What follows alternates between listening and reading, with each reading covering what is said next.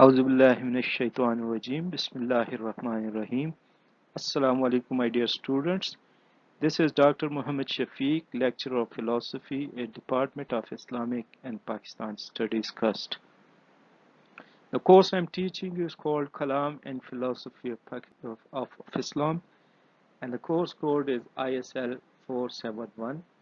This is lecture number 16, and this lecture is about history of idealism. If you remember, in previous lecture we discussed the definition and the scope of idealism and its place in metaphysics, and we also touched upon a couple of philosophers who came up with this idea of idealism. But in this part of the lecture, we are going to look into a few more philosophers in history of philosophy who are called to be idealists, and we are going to look into their philosophy and their ideology. What does this say about metaphysics, the nature of reality, and how do they interpret it in terms of ideas, or how they are called idealists in metaphysics and philosophy. So this is the continuation of a previous lecture, and I would suggest if you could uh, listen to both of the lectures consequently, then it will be more beneficial for you. So let's move on and see what does other philosophers say about the idealism. Next comes a very famous German idealist, and his name was Leibniz. Leibniz was basically a contemporary of Sir Isaac Newton, and both came with different kind of theories while explaining the reality of universe. While Newton came with the theory and discussed atoms to be the unit of this world, on the other hand, Leibniz came up with another idea, and he called the units of this universe as monads. For Newton, the atoms or the unit of this universe is material in nature, while for Leibniz, the units of this universe or world are ideal in nature, and he calls them monads. Hence, his philosophy is called monadology.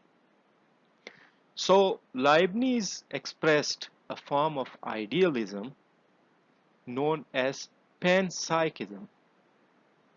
The true atoms of universe are monads, individual, non-interacting, substantial forms of being having perception. In order to understand what these monads are, I would say if you know or if you understand what the atoms are for Newton, same are the monads for Leibniz.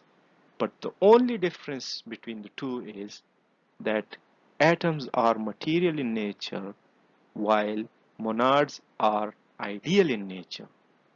They are individual, non-interacting, substantial forms of being, and they having perception. For Leibniz, the external world is ideal in that it is a spiritual phenomenon whose motion is the result of a dynamic force dependent on these simple and material monads.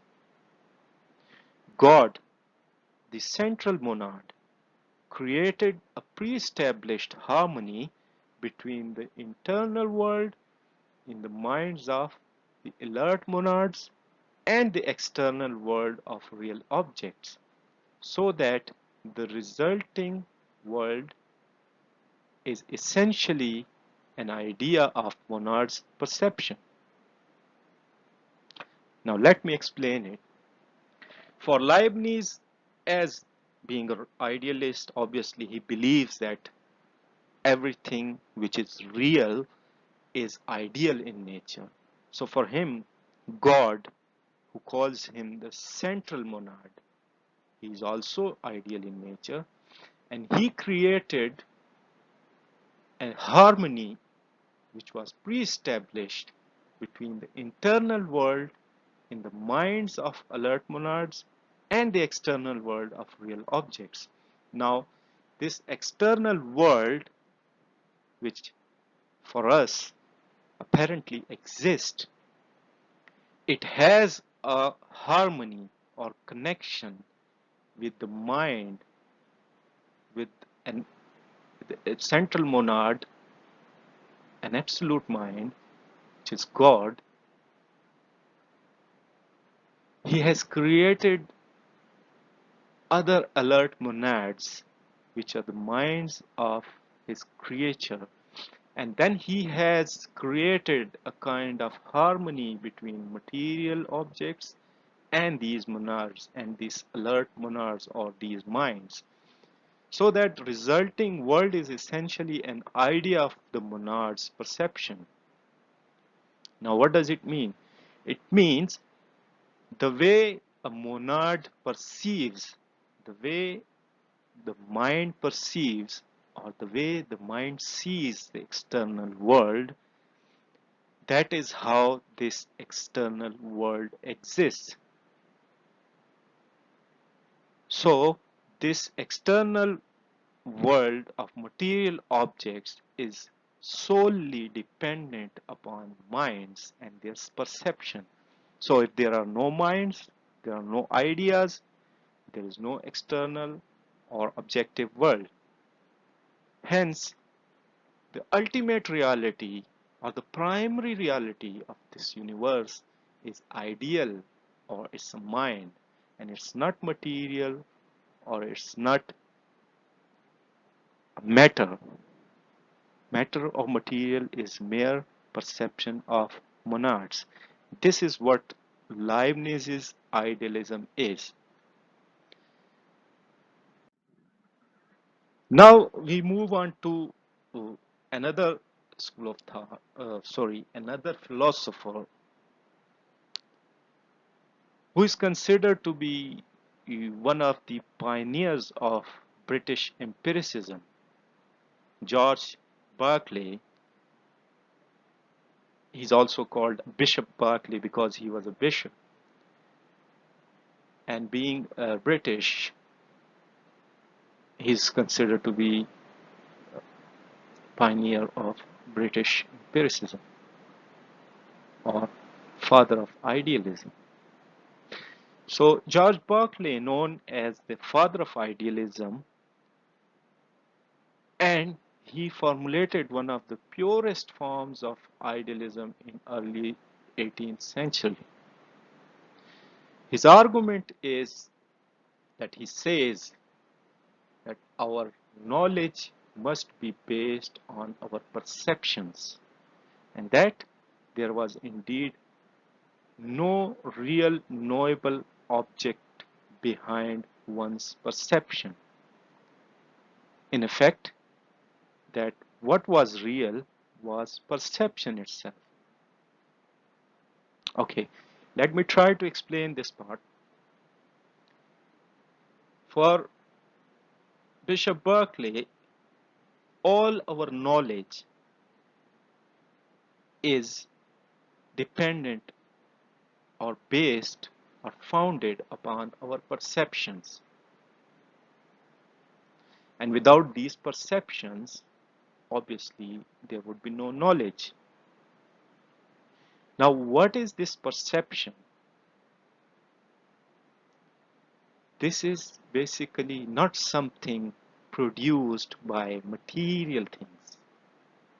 Perception is basically the creation of our mind.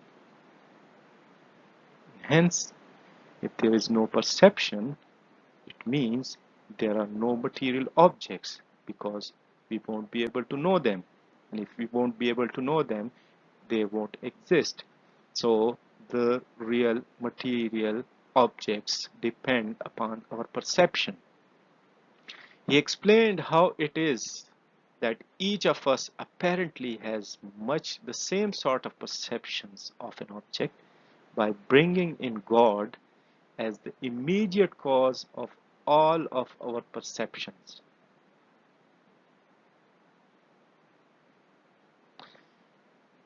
Again, in his philosophy, being a theistic philosopher, believing in God, strong believer in God, being a bishop, George Berkeley says that God is the immediate cause of all of our perceptions.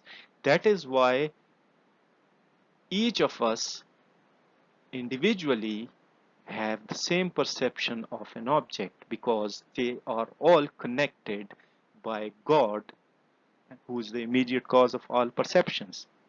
So his version of idealism is usually referred as subjective idealism or dogmatic idealism. Now, what is subjective or dogmatic idealism? Again, next part of this lecture we are going to discuss in detail, but here I would give you a brief idea about subjective idealism. There are two major kinds, objective and subjective idealism. Subjective means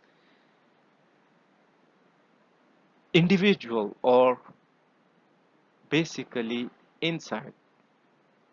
Now, my subjective idea could be different than yours, and yours could be different than the third person, and so on and so forth. So there are different, as many subjects, there must be as many ideas or as many perceptions of different objects.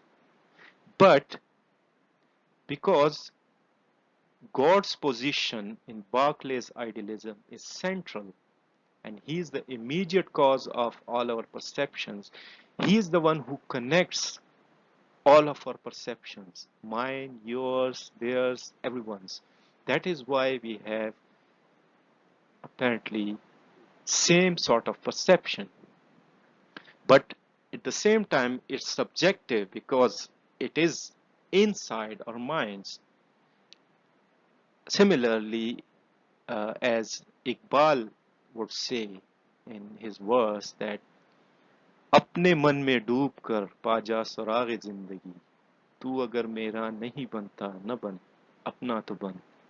Now the reality is subjective in nature, and that is what Berkeley says, that it is subjective, and Iqbal says, he seconds him, he says that in order to know the reality we have to go inside ourselves.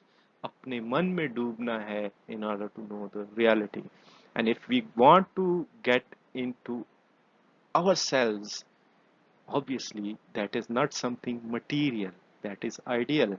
Hence Berkeley is one of the pioneers, or he's called to be father of idealism, but I would say he's the father of modern idealism.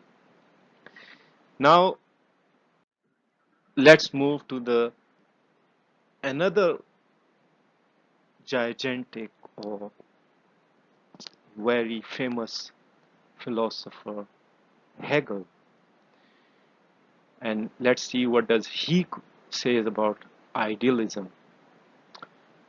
Hegel is the famous German idealist who says that any doctrine, such as materialism, for example, that asserts that finite qualities or merely natural objects are fully real, is mistaken. Why? Because finite qualities depend on other finite qualities to determine them. Now, let me explain a few terms here used which might be new for you. Now, what is the finite qualities? Obviously, all the reality on all the material world we know has some sort of qualities. Now, if an object has certain qualities which are dependent upon another object, these qualities are called finite qualities. For example, the quality of a chair, if we say that would be wood, if it is a wooden chair, obviously. Now, the quality of woodness, which is finite in nature, obviously, of a chair, that depends upon the quality of another object, and that is wood. And wood's quality depend upon the tree, and the tree quality would depend upon the soil, the water, the air, so on and so forth. So all these qualities, they are finite in nature for Hegel because they are dependent upon each other for their existence. So if something is dependent upon something else, that cannot be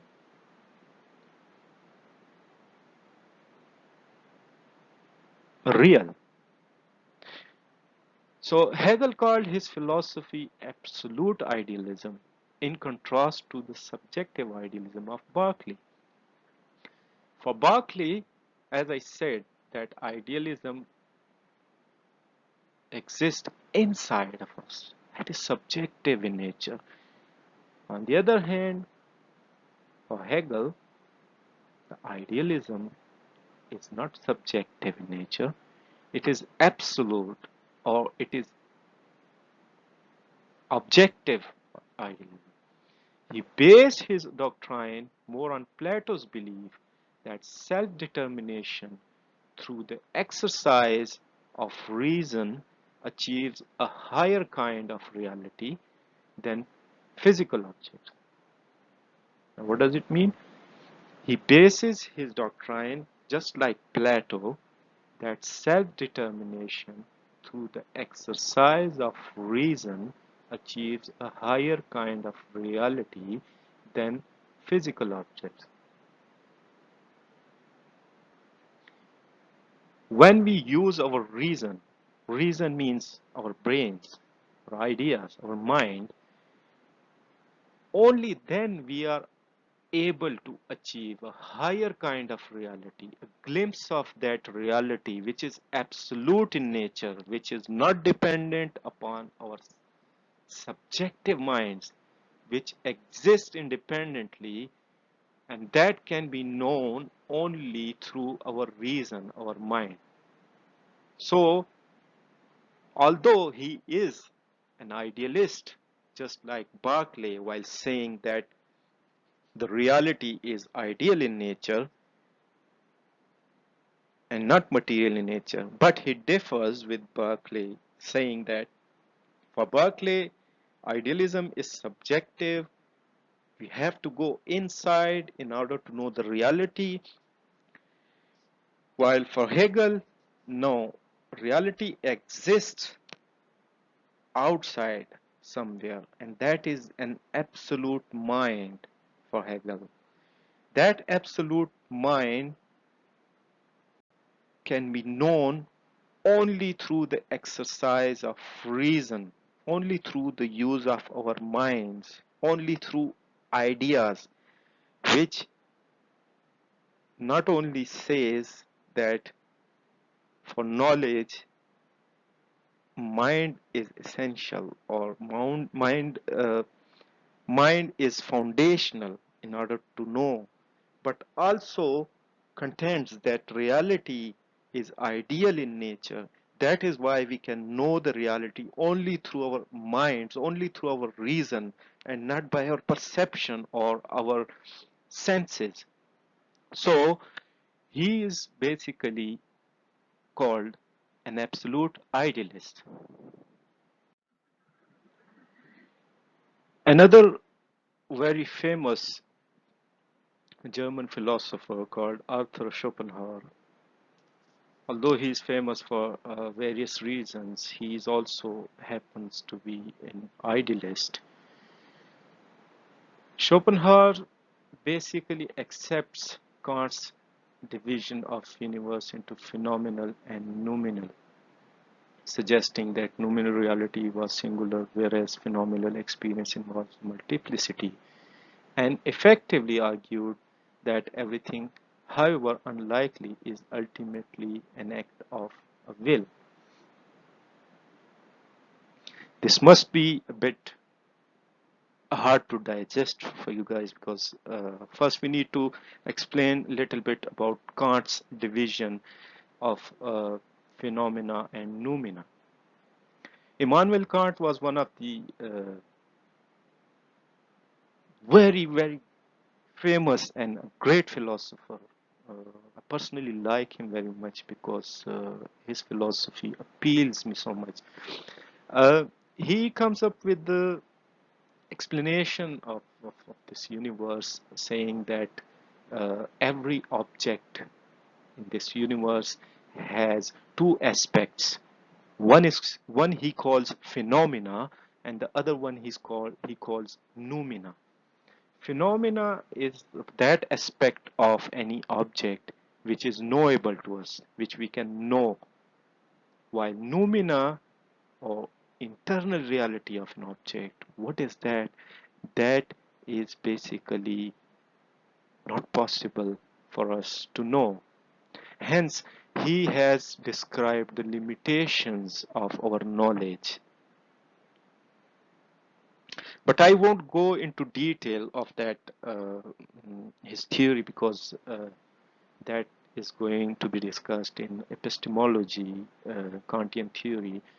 But for the time being, we just need to understand what does phenomena and noumena mean. So phenomena are those qualities of an object which can be known by us, while noumena or internal reality of an object that cannot be known by us. And that's what he called noumena. Now, Schopenhauer accepts Kant's idealism combined with his non-rational ontological realism, however, on display throughout the world as will and representation. This is the name of the Schopenhauer's book. He accepts without reservation Kant's argument that space and time and causality are forms of our own representation that we know a priori or we know it prior. These space, time, and causality, they are basically the construct of our mind. We know them, we know these ideas prior to know any object in space and time and the causality. So Schopenhauer accepts that, but he does precede that acceptance. The world is my representation, where the sheer mindness or representation is supposed to be a form more universal than any other form. What does it mean? No truth is more certain, no truth is more independent of all others, and no truth is less in need of proof than this one, that everything there is for cognition, the whole world, is only an object in relation to a subject, an intuition of a beholder. Now, that basically means Schopenhauer thinks that in order to know the objects or this world, there must be a relation between that object and our minds. So if we don't have mind, we cannot know these objects. So if these objects or this material world depends upon our minds or depends upon our ideas, that simply means that they are not real. The reality never ever depends upon anything. It has its own qualities. So the reality for Schopenhauer is again ideal in nature, and it's not dependent upon this material world or any material objects. Hence, he is called an idealist, although he differs from other idealists in his stance. But for the time being, I would say that we just need to understand that Schopenhauer is also an idealist, proving his idealism just by his principle of relationship.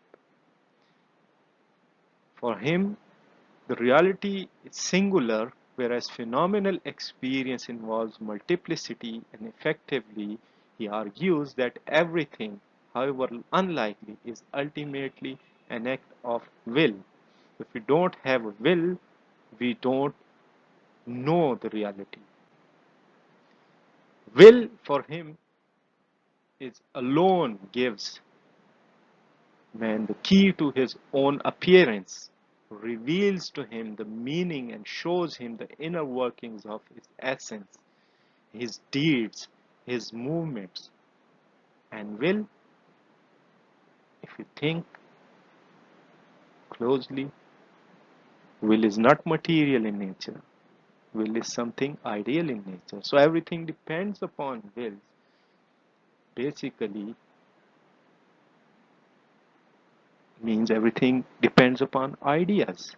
So if something depends upon ideas, that means it's not real, and if it's not real, then the thing which it depends upon must be real, and that is idea. Hence, Arthur Schopenhauer is also an idealist. Now, the next part of this lecture, which I am going to record separately, we are going to look into different types of idealism. Although we looked into the definition and the history of idealism throughout philosophy, and because of the shortage of time, we cannot touch upon all the idealists in philosophy. Therefore, I chose those who are very important. But without understanding different types of idealism, it won't be possible for us to grasp the whole idea behind this idealism. So we need to also understand what are the different types of idealism, such as subjective idealism, transcendental idealism, absolute idealism, and objective idealism. Again, these are not only four types of idealism, there are certain other types of idealism, but these are the more important ones and the major ones. So we are going to discuss these in detail in our next recorded lecture. Till then, try to understand the definition and the history of idealism meanwhile, that it equips you to understand different types of idealism. And till then, I would say take good care of yourself and be safe. And I will see you in the next lecture. And these are the books recommended. These are the two major books. If you get hold of one of these, that would, I suppose, be sufficient for you to understand the concept of idealism and what is the role of idealism in metaphysics. So, if even if after reading this book and listening to this lecture and your online search, if you could not understand anything, or if you have any issues or any questions, please do ask. Let me know uh, before our next lecture, so that we can explain these different ideas or concepts which are not clear. before starting the new topic. So till then, I will say Allah Hafiz to you and see you next lecture. Thank you very much and goodbye.